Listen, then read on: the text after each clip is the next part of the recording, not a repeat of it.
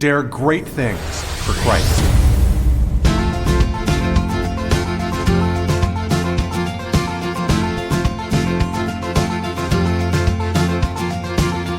Christ calls us to dare great things. In the marketplace, as well as in the mission field, there has never been a time like the present for the spirit of the Catholic entrepreneur. Now is the time for men and women of great courage and great vision to engage our church and our culture. Now is the time to dare great things. And here is your host as we dare great things, Father Nathan Cromley, the president and founder of the St. John Institute. Today it's fashionable to separate the church from society. We claim that the legitimate separation of church and state means that the state should proceed without any influence from the church. The church, however, has a different opinion. How are we to evaluate the value of the Catholic Church's contribution to our society? What impact can the world really expect from the Christian message? What's the value of the culture that we're proposing? All of these questions are central to the discussion about how Jesus raises us up to lead our culture today. Well, all right, so I decided to take on the big issue of cultural leadership. How the Catholic Church and Christians in general are called to influence the culture for Christ. And when I started this series, I did it with trepidation because there are so many podcasts and pundits and voices out there, and each one of them giving these opinions that are wonderful, of course. And it's like the cultural war ends up becoming a media war of whoever gets to say their opinion the loudest. But even then, if you start looking at the views, for example, and the actual impact of those messages, if you were to get even 1 million views on a YouTube thing, you'd be really happy. Or if 1 million people listen to your podcast, that'd be pretty good, right? But I mean, if you get 100 million to listen to it, you'd be, off the charts with success. And yet, think about it. That's less than a third of the population even hearing, let alone agreeing with what you're saying. And so I think it's important that we say, yes, these messages are very important, but we don't forget that, in fact, the message is only as important and only has as much impact as it results in action in the lives of those who listen to it. In other words, it's not just about making grandiose statements that people more or less agree with. It's about shaping action. And see, that's a whole different thing. And I know with my ministry at the St. John Institute, we don't want to just be putting out messages for people to listen to and be entertained by more or less. We want people's lives to change. And so our messaging is geared towards bringing you into programs that we then offer. And those programs are geared to changing your life, changing your behaviors. Why? Because if we really want to transform culture, we need to transform the choices that people make in their everyday lives. And that's not just done by messaging. It's not just done by art. It's not by the media. It's done by relationships more than anything else. And a relationship with Jesus Christ will be the most impactful of them all. I mean, if any of you listening right now are able to take Jesus into your heart and soul, turn your back on sin, and give your very being to his service, I mean, the cultural transformation will begin all around you. And it'll extend from you and the influence that your real decisions and real actions make and to the whole society that's waiting for it. I mean, think about all the people that you impact directly. I mean, who do you impact? You got your children, your wives, your friends, your workplace. Okay. What if those people were all suddenly impacted through your relationships and influenced through your relationships to make decisions that in turn, bring the values of Jesus effectively into their culture? I mean, one life can impact 10,000, and each one of those lives can impact others that are near them. I guess what I'm saying is that we got to stop just trying to tear down straw men of arguments and creating us and them dichotomies in our psychology and in our world, in our communications that end up becoming, really creating a hostile environment. And instead, try to transform things where they're really transformed. And that is in the way that we interrelate with one another and the decisions that we make. I mean, the way that we decorate our house, the way that we drive on the road, the places that we donate our money to, the way that we host dinner parties, the quality time that we have with our children. I mean, the number of families that lament the change in culture while themselves not even spending quality time with their kids or nearly enough of it, Well, it's the vast majority. We end up thinking that whoever's going to make the newest YouTube channel is going to somehow win the culture war. And I think that's a real error, because that's not how Jesus did it either. When Jesus wanted to transform the culture of his day, which of course he did, from one of paganism and tyranny and all these different things to the beautiful freedom of the church, he did so by creating relationships with 12 men. And then in charging those 12 men to pass on that relationship around them by giving the love that they'd received from him to one another. And in that love, which of course is not just emotions, but is actions and choices and cultural dispositions and values that all support Christian love, well, you have a new culture that's born. And then that culture gets endorsed by the political power of its day through Constantine when he adopted it into the Roman Empire. And then it's never stopped growing. And this balance between church and government over the fight for the values of the hearts of the people. So there's a place for opinions and for commentary and all that stuff. But I think that the real heart of things has got to be when you realize that you are in charge of the culture. That you have a power in your home, in your marriage, in your relationships, in your friendships, that no political pundit, no talk show host, no podcast could ever have. It's the power of a witness that comes with the authenticity of your heart through the real bond of friendship that you share with that person that impacts that person more heavily than anything else. When was the last time, for example, that you invited one of your friends to church? And I mean that. Like, think about it. I bet for most of you, it's never. I bet you've never invited a friend to church. I mean, I'm just going to go out there. I mean, the number of times, and I really want you to think about it. At least since college, have you even thought of it? And yet you go every single week. There's no sport team, for example, that has the same amount of power over a population as the Catholic Church. We have, millions of Catholics every Sunday of their life and holy days of obligation going to Holy Mass. And yet it's funny that we all wear the jersey of the sport team. We don't even think about it, and we would be happy to give tickets to people to join us at the sporting event. But we could go to Mass every single Sunday and never even invite everybody. That's what I mean by the real transformation through relationships and the influence. If you were to invite your friends or even your enemies, for that matter, to come with you to Mass, and even if one of them were, you would make more gains to transforming a culture than you would by spouting all kinds of opinions at every possible Thanksgiving dinner party that you would have for the rest of your life. You can be more effective when you ground what you're doing with the real target, which is the small, immediate goals of the people that you relate with, knowing the beauty of your faith. And when we do that, we elevate the culture. Sometimes people are embarrassed to do this. And I just want to point out, you shouldn't be embarrassed. And here's why. Christianity does not represent a culture in any way inferior to the culture that's out there now. Okay, the Christian culture is nothing to blush about. I mean, our culture represents family dinners. It represents sharing equally. It represents welcoming children born with handicaps or with developmental disabilities into our schools and into our lives. It means never drawing a limit when it comes to the beauty of life from womb to the tomb. I mean, how could this possibly be less of a beautiful culture than anything else? I mean, a culture that celebrates the human soul, that says that man was made for the infinite, that the human family is the cell of society called to radiate a divine love of God effectively into every corner of the world. How could this in any way be something we would want to blush about? And yet we do. We don't even invite people to Mass. We don't put crucifixes up in our living rooms. We don't pray a family rosary. And I just want to challenge you for a second, because I'm like, why not? Why not? When you're not acting really as a Christian, how are you acting?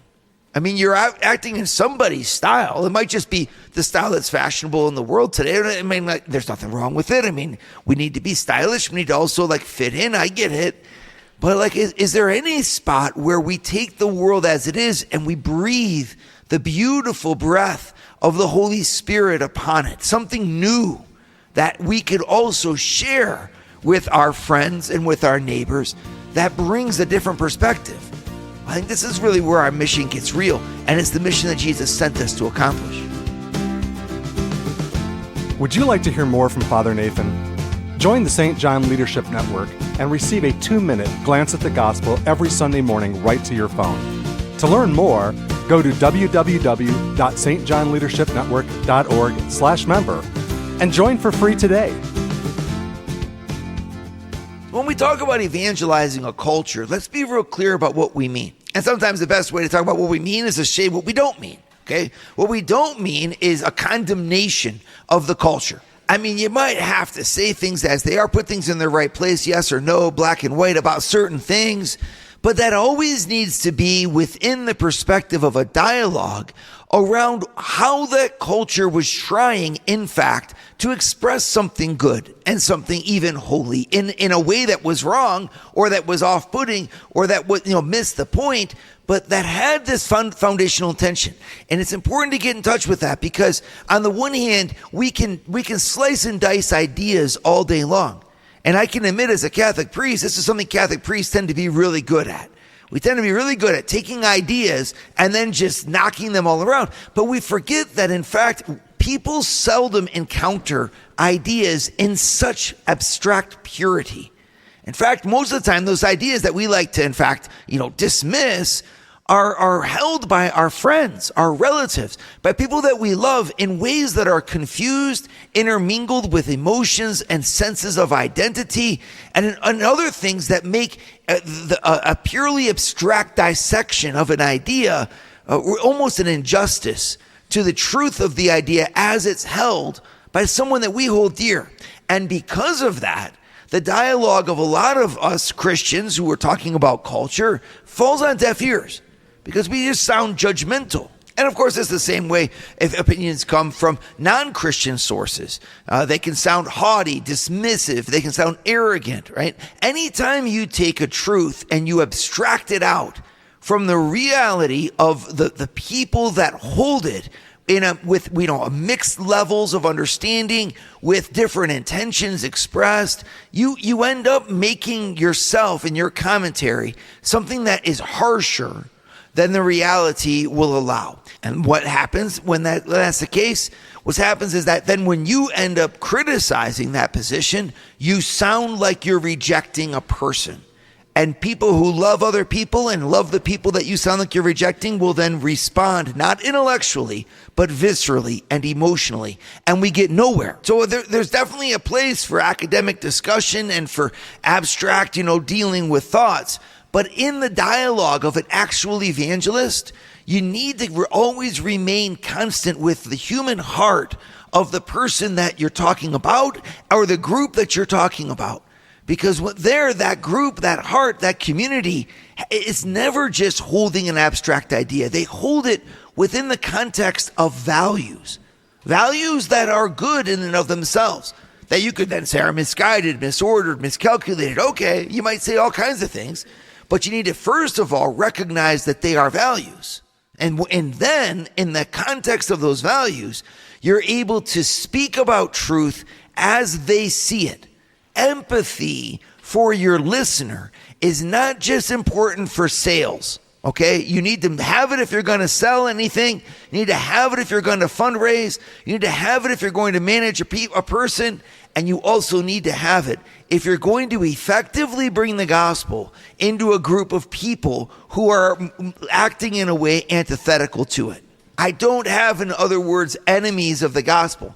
I have potential friends. It's the exact same way. If you've got to sell ice cream and you walk around telling people that, they won't want your product because they're stupid, well, they're never going to buy the ice cream.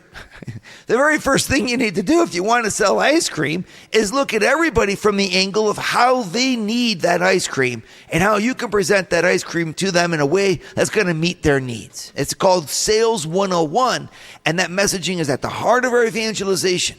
I am approaching the culture, in other words, trying to understand empathetically how that culture is striving after happiness so that I can meet it there and then bring it through a purification process to show how the real way that they can find the happiness that they so desire is by surrendering to God. So you see, there's two poles that you got to hang on to at all times. And this goes the same, by the way, for transforming a culture at large in our society to working in the culture in your family. I mean, you got it.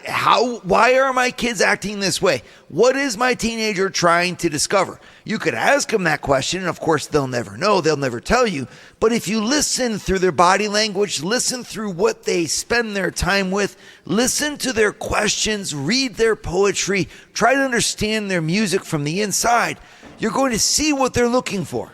And then empathizing with that, you're able to connect them into a process, of course, that can purify things, correct things, get things that are out, that are actually getting in the way from them actually achieving their goals, but which is foundationally a positive thing of bringing them to where they can find the fulfillment of what they're looking for.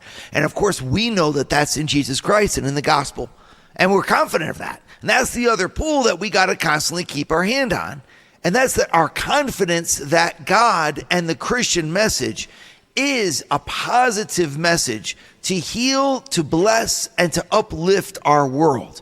Sometimes we lose track of that, honestly, because we grow ashamed of it ourselves. We don't really know what we're selling, so it's impossible to sell it to anyone. We're not quite sure that what we have in the church has value, and so we don't propose it as if it was valuable. And remember, whenever the light doesn't shine, darkness grows, and something else will come to replace the church in our world as the arbiter of values and as the one who guards and safeguards the heart of society. And this is what I want you all to become really convinced of.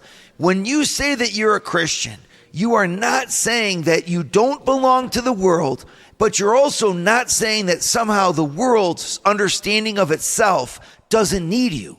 You actually place yourself as a Christian in the role of a hero, of a savior, of a healer, of a leader. Now, always in connection with and understanding the deep motions with empathy of the culture that you're trying to penetrate. And yet at the same time, you got to have a sense of your own value. So like a parent, for example, who's not sure about why they're doing what they're doing towards their kids will eventually give up the fight. Stop parenting and just let the kids run the house. Right? It's the same way with the church. So my challenge for you, what value does the Catholic Church actually bring? Does the Christian message, does the gospel of Jesus Christ bring? Can you name it? Can you tell me why the whole world should be Christian? And now don't just say so that we're saved. Okay, that's good. But I want it in concrete measures. What does salvation look like when it comes to the day-to-day living of an average person in America? Can you show that? Okay, and that's the challenge, but that's the vision that's going to enable us to make effective plans towards cultural leadership. Would you like to start your Thursday mornings with a scriptural leadership lesson? Join the St. John Leadership Network, where Father Nathan hosts a 30-minute call at 6:30 a.m. in all 4 U.S. time zones. To learn more, go to www.stjohnleadershipnetwork.org/member and join for free today. All right, so leading a culture is more than just condemning, and it's more than just having ideas about what's right or wrong. It's actually looking at the pathway a culture can take towards its own fulfillment in Jesus Christ.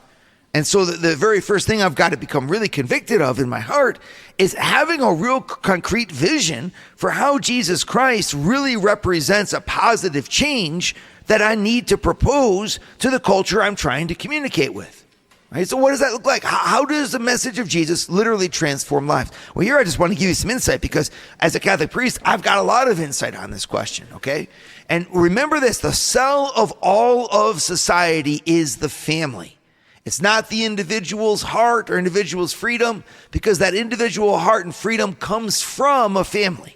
The wellspring that's constantly being renewed of a world is in the little babies that a family produces, and then the values in which they rear those lives. It's that initial education from 0 to 18 that will shape the future course of a society. I mean, think of it this way. If you live to be 90, right, what you receive from 0 to 18 ends up being given out. Your character, your foundational identity has an impact for 5 times the lifespan of that initial 18 years. So by the time you're 18, you're only 20% through the impact of your life, and yet how much of your character has already been formed?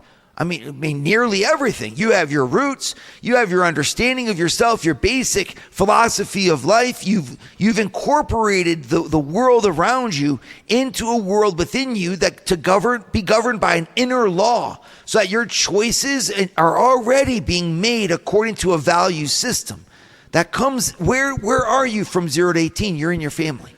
All right. So if we want to begin the cultural understanding, it's to say, a family that has the values of Jesus Christ in it represents a treasure for the world.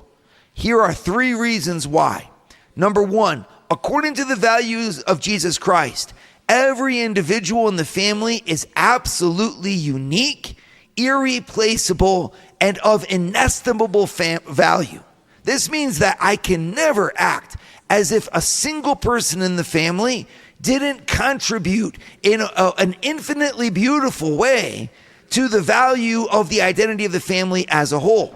Now, what does that mean? Well, that means that if we take that same value and we extrapolate that into our society and we start looking at every individual as being priceless in value, how many talents, how much drive, how much leadership will the citizens of that society begin to give? I mean, you could do all kinds of psychological studies around teamwork and the understanding of how each person understanding their role on the team and their value on the team will end up increasing their productivity exponentially and help the entire team to reach its goal, right? Well, what if we did that in our society? What if every single person realized the value and we put our people first? Just like in a business, if you put your people first, your profit will increase. Well, a society, a culture that says our goal is the value of our people, oh my goodness, it'll be a nation that's bound, by deeper bonds than any economy could ever forge. You know what I mean? And it's like we're living suddenly for something that's incredible. We would have a dynamism, a morale, a sense of self. Well, that would make a huge impact for the benefit of the rest of the world. Right? And where does the nation get that? It gets that from the family. Where does the family get that? It gets it from Jesus Christ, from the tradition of the Bible, from the understanding and teaching that God is at the origin of every member of the family, and therefore God is at the origin of every member of society. And therefore, that member of society has inalienable rights that need to be respected, enhanced, embraced, and given as a gift to the world. Okay, see, that's a Christian worldview. You can't find that same foundation without Christ, or at least without God. I mean, when you take religion out of the perspective, what's going to guarantee that same understanding? Absolutely nothing. And history has shown it time and time again. When you have an atheistic form of government, and an atheistic culture, the value of the rights of the human person are mitigated. Suddenly the rights are no longer absolute because the state itself becomes the end goal. And we got to be very careful, of course, when that happens. Second amazing reason why the Christian family, concretely, that's based in God, is advantageous for our world, is that a Christian family has a perspective that the family is for the service of others. Now, not just in a banal sense or an arbitrary sense, meaning that some government decided to say that because it was useful, but in a sense that's rooted in the very nature of how it looks at itself. A Christian family, in other words, says that yes, God made me beautiful and inestimable value, and I have an individual relationship with him, but then he summoned me to love my brothers and sisters as God loves me, to honor my mother and my father as if they represented God in the household. Not that they are God, but that I am called to respect my parents as I'm called to revere God, right? So it's like not in the same level, but then again, it's related. And in that perspective, look what the family represents. It represents this place of harmony where each person is called. No one is allowed to be left behind in a Christian household. You're to be lifted up and supported, not according to do what you do that's wrong. You're to be corrected when you do what's wrong, but you're to be supported even in the correction as we are moving together towards a higher goal. What the Christian family gives to the society is this perspective that there is a higher goal to be attained and that we can move towards that higher goal. I mean, don't we want this? Because if we don't have a higher goal outside of ourselves, something spiritual to live for, of value, we're going to end up imploding under the weight of narcissism and a purely materialistic conquest of the world. And yet we all put that in a family. Imagine a family that was all materialistic and selfish, individualistic. They'd split apart. Yeah, well, it'd be the same thing for a culture. And the Christian family comes in to say, no, it's about love. And if we can have that message resound in our fabric of our society, our nation would be better for it. And the third place where our Christian worldview impacts the family positively and represents, therefore, a positive gain society is in the fact that in the family you embrace all of the deepest mysteries of life, especially the mysteries of life and death. There's no moment of a human life that the family isn't equipped to sanctify, celebrate, and ordain towards a truth that is greater than itself and transcendent. Right? And this is the power of a Christian worldview. It's that in our worldview, families are not utilitarian, and they're not things that they're purely arbitrary. They're the place where the human life is connected, not only to each other, but to a past and to a future. And in that, when that's held as sacred, and the Christian family says that that past belongs to a God and that the future belongs to God, we now have a reason to give birth and a reason to hope in the face of death. And we can bequeath that same vision to the world that embraces it. In all these ways, in the concrete of a Christian family, we see, like, lived out loud what I'm talking about.